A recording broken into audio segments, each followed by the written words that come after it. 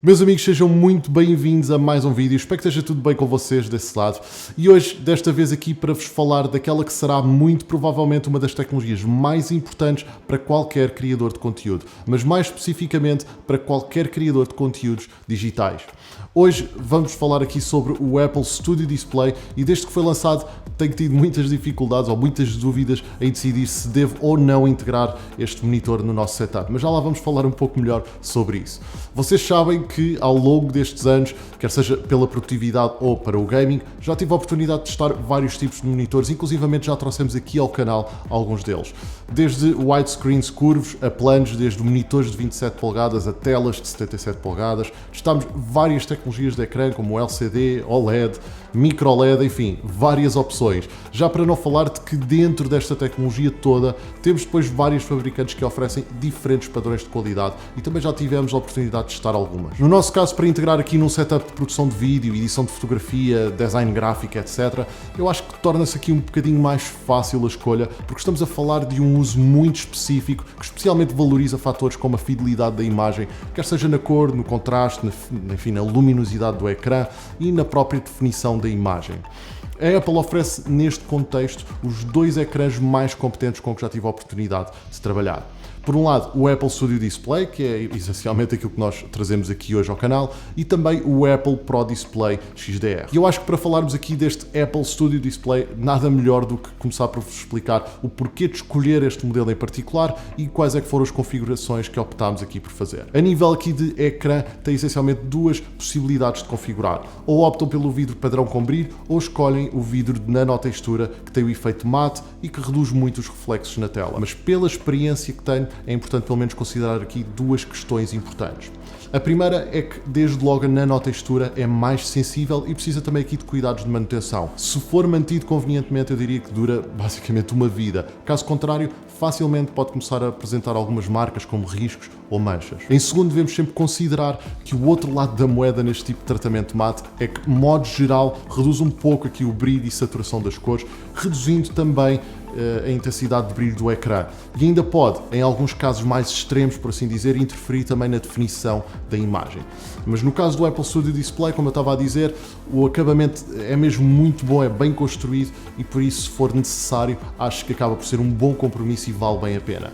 Caso contrário, apesar de tudo e apesar de, como eu estou a dizer, ser um bom tratamento e um bom acabamento, eu acho que é sempre melhor evitar. Digamos que o nanotextura é aqui o tratamento mate que menos penaliza, considerando pelo menos tudo aquilo que já testei no mercado, mas ainda assim acho que só deve ser usado em última análise se tiver mesmo que ser. Por isso, no nosso caso, optámos aqui pelo vidro padrão com brilho. Uma coisa aqui ainda muito importante em relação à nanotextura, só para finalizarmos esta questão, porque eu acho que é importante trazer aqui, até para aquelas pessoas que podem estar interessadas nesta opção, para perceberem o valor da opção em si, é que ao contrário do que acontece noutros ecrãs em que é colocada uma película sobre a tela para dar este efeito mate no final, neste caso o próprio Apple Studio Display, digamos que é esculpido de uma forma minuciosa para ter este efeito final mate, ou seja, a própria superfície do vidro, o próprio ecrã é esculpido e o resultado final obviamente superioriza-se a qualquer solução no mercado, especialmente aqui por causa deste método de fabrico.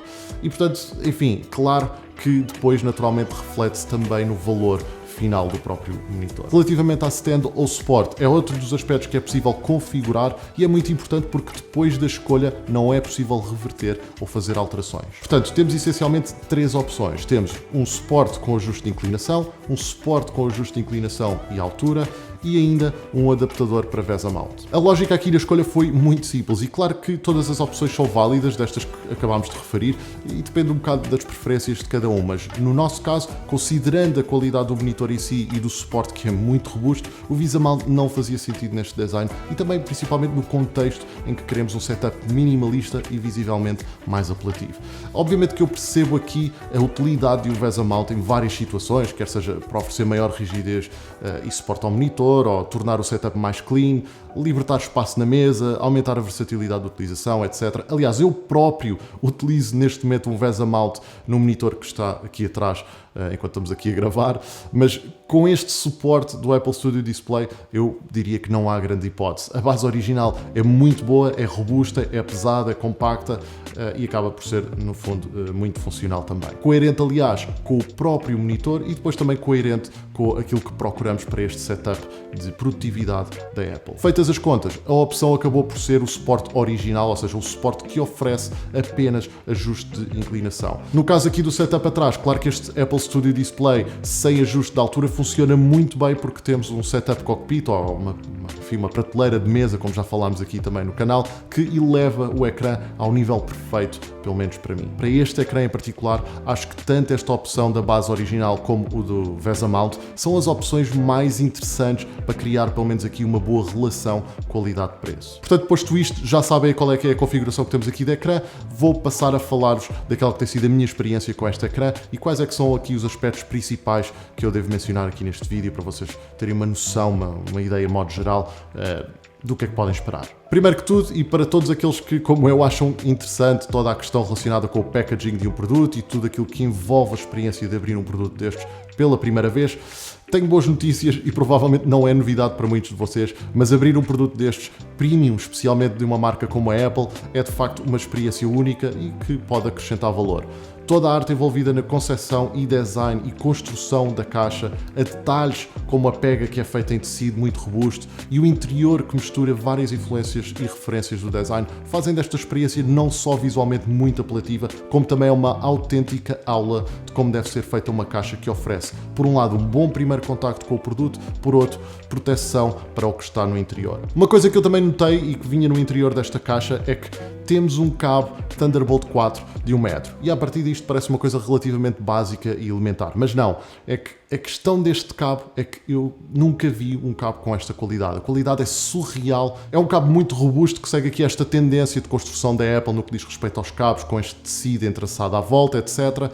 E fica uma estrutura muito forte, mas agora com fichas ainda melhores e com uma estrutura do cabo ainda mais grossa para garantir a melhor capacidade de transferência de dados sem interrupções ou interferências. Simplesmente eu acho que deram tudo na qualidade deste cabo. Outra questão aqui que eu acho muito importante falarmos em relação ao Apple Studio Display e que no fundo foi a principal questão, talvez, ou pelo menos uma das mais importantes, que motivou este atraso na nossa decisão se haveríamos ou não de implementar este Apple Studio Display no nosso novo setup. É que, apesar de já termos usado ecrãs de 27 polegadas, eu senti ao longo destes anos a necessidade também de testar ecrãs maiores, com mais área de trabalho, onde depois se pode ter várias páginas abertas ou até, por exemplo, ter o meu Final Cut Pro aberto em full screen com todas as ferramentas necessárias, enfim, várias coisas. E por isso, a grande questão aqui seria passar novamente de ecrãs maiores, widescreens, etc. Aliás, temos aqui um widescreen atrás, precisamente. Portanto, era passar basicamente de um widescreen para um 27 polegadas. Mas temos aqui algumas vantagens neste formato e por isso quero passar-vos aqui alguns insights com base nesta experiência com o Apple Studio Display de 27 polegadas. Portanto, como eu disse, Apple Studio Display, um ecrã, uma tela de 27 polegadas, de facto, mas com uma resolução 5K, o que basicamente resulta numa experiência visível realmente excepcional e com muito detalhe. Estamos a falar de uma densidade de pixels de 218 ppi, que totaliza mais ou menos aqui 14,7 milhões de pixels, com um brilho máximo de 600 nits, que não é HDR, pelo menos HDR real, mas é verdadeiramente um brilho que se faz sentir. Mais uma vez, nesta opção com o ecrã brilhante, pelo menos eu nunca tenho a necessidade de ter a luminosidade máxima no ecrã. Na verdade, nem perto disso, mas não deixa de ser um fator importante para a expressão do conteúdo e também para quem tem salas de trabalho com mais luminosidade aqui para permitir criar algum balanço e compensar com a luz do ecrã. Importante salientar aqui também que este Apple Studio Display não é um monitor de 10 bits. Digamos que é e não é. A Apple refere que o Apple Studio Display tem capacidade de representar mais de 1 bilhão de cores e tons de cor, o que corresponde aos tais 10 bits de cor. Mas este monitor, na verdade, não é um monitor de 10 bits, mas sim de 8 bits. Ou seja, tem capacidade real de representar apenas 16,7 milhões de cores, o que, diga-se de passagem, é uma grande diferença. Para conseguir aqui representar as cores de um ecrã de 10 bits, recorre aqui à tecnologia Frame Rate Control ou Temporal Dithering. Esta tecnologia, na verdade, é muito interessante e tem evoluído muito ao longo destes vários anos e tem várias formas de ser implementada consoante a tecnologia em questão e também o objetivo. Mas, essencialmente, neste ecrã em particular do Apple Studio Display, que é um ecrã LCD, quando a cor não consegue ser representada na forma real por um pixel, basicamente esse pixel alterna entre duas cores a uma frequência muito elevada, que obviamente não é visível, mas que nos dá a ilusão da cor ou do tom de cor pretendido. E a representação da cor aqui é simplesmente precisa, o que faz deste ecrã perfeito para qualquer trabalho de edição de fotografia ou de vídeo, e é exatamente aquilo que procuramos e que precisamos. Uma coisa que gostei muito de ver também neste ecrã é a tecnologia True Tone. A mesma tecnologia que existe de resto aqui nos iPhones, que adapta a tonalidade do ecrã ao ambiente que nos rodeia para criar uma atmosfera e uma experiência mais natural e mais imersiva. É claro que para quem precisa de ter o rigor na representação das cores, não pode dar uso a esta tecnologia, eu próprio também não a utilizo, mas a presença do True Tone neste Apple Studio Display só mostra também que este é um ecrã que oferece algumas valências a pensar não só na experiência técnica e fidelidade na imagem para profissionais, mas também na experiência geral de alguém que quer ver um filme ou trabalhar num ecrã que tenha uma luz ajustada ao seu ambiente. E por falar em ajustada, além do True Tone, o ecrã aproveita todos estes sensores que tem ao seu dispor para também poder adaptar a intensidade de luz ao ambiente, uma vez mais na tentativa aqui de criar um ambiente mais harmonioso e coerente de acordo com o local. Relembrar mais uma vez que se por questões preferenciais ou profissionais, o que quer que seja, se não quiserem estes automatismos ligados, é possível desligar tudo e alterar, por exemplo, a luminosidade do ecrã de forma manual, quer seja através do próprio Mac ou aqui através do teclado, visto que no próprio ecrã não existe qualquer tipo de interface para ligar, desligar ou ajustar algum tipo de parâmetro.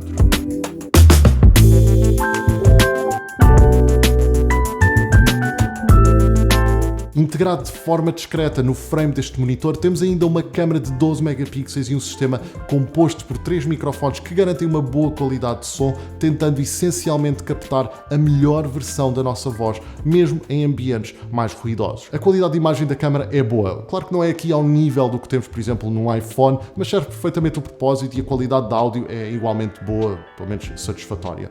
E aqui contamos ainda com uma tecnologia que é a Central Stage, que essencialmente acompanha o nosso movimento para nos manter sempre aqui centrados, abrindo e fechando aqui o campo de visão, consoante as necessidades para termos o melhor enquadramento e consoante também o número de pessoas que estejam em frente à câmara. É uma tecnologia muito simples, mas que funciona de uma forma brutal. Talvez das coisas mais faladas também aqui no Apple Studio Display, curiosamente das menos valorizadas no monitor, é o som. Provavelmente muitos de vocês já ouviram falar do trabalho que a Apple tem feito aqui em relação não só aos MacBooks, mas agora também nos monitores. E a verdade é que merece realmente ser falado. Concordando com tudo aquilo que eu tenho lido ultimamente, a qualidade de som que sai destas colunas é incrível. E eu acho que quase que chega a ser bruxaria, sinceramente. O som que sai deste sistema do Apple Studio Display faz com que as típicas colunas embutidas nos ecrãs convencionais, que normalmente são de 6 ou 9 watts, sejam literalmente lixo. Eu acho que com este sistema podem até dispensar facilmente as típicas colunas pequenas em cima da mesa e tornar o espaço ainda mais limpo, organizado e estético. Mais uma vez, seguindo aquilo que procuramos aqui para este setup. Quando decidimos optar por este monitor foi na consciência de que queríamos montar um setup perfeito de produtividade e no ecossistema Apple. No entanto, uma das questões a analisar era a conectividade. Como seria de esperar, tudo funciona aqui como se fosse um só e sem falhas. Mas uma das partes mais interessantes neste monitor é que apenas um cabo permite-nos ligar o MacBook a uma autêntica estação de produção, que neste caso é um monitor que nos oferece diretamente som, imagem 5K e ainda carregamento para o nosso MacBook, além de que nos estende a capacidade de ligação com mais 3 portas USB-C a 10 GB de velocidade de transferência para ligarmos desde periféricos como discos externos, dispositivos de rede ou qualquer outro acessório que precise de ligar por via USB-C. Assim, sempre que for preciso ligar e desligar todos estes periféricos, por exemplo, ao nosso MacBook, basta ligar apenas este cabo Thunderbolt 4 ao nosso monitor e temos acesso a toda esta estação. Embora seja um ávido defensor do ecossistema da Apple e da forma como a Apple dinamiza todo o sistema à volta dos vários produtos que nos oferece, o Apple Studio Display tem uma limitação que eu acho bizarra e que não consigo defender, que é o caso de se incompatibilizar de certa forma, basicamente, com outros sistemas como consolas de jogos ou PCs.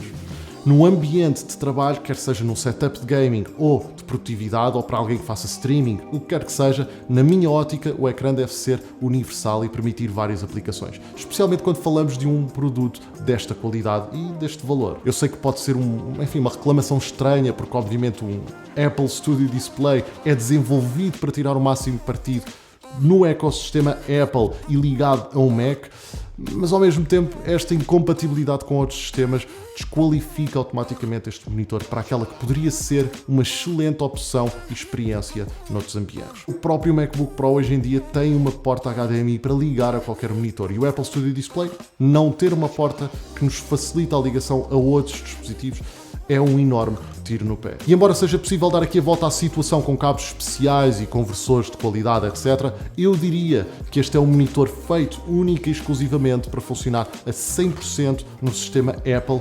Ponto final. Atualmente o Apple Studio Display é um monitor que oferece 60 Hz de resposta, o que hoje em dia está longe dos padrões de gaming mais exigentes, mas ainda assim é perfeitamente satisfatório em termos de resposta para a maioria dos jogadores poderem tirar proveito deste ecrã num qualquer PC ou consola de gaming. Depois, a nível de periféricos, vocês já sabem, a Apple tem uma série de opções de grande qualidade que podem e devem complementar o vosso setup. Por isso, se tiverem interesse, temos aqui no canal alguns vídeos onde falamos também aqui do Magic Mouse, Magic Trackpad e Magic Keyboard. Posto isto, desde já muito obrigado a todos por estarem até ao final deste vídeo. Para os resistentes que fizeram este vídeo todo até ao final, que eu sei que não há de ser muita gente porque isto é um tema muito específico, deixem aqui nos comentários aquela maçãzinha secreta que só alguns é que sabem fazer, para eu saber que vocês estiveram até ao final deste vídeo. Muito obrigado, não esqueçam também de fazer like, que é muito importante aqui no vídeo, e para o nosso canal ir crescendo por aí fora. Portanto, uma vez mais, obrigado.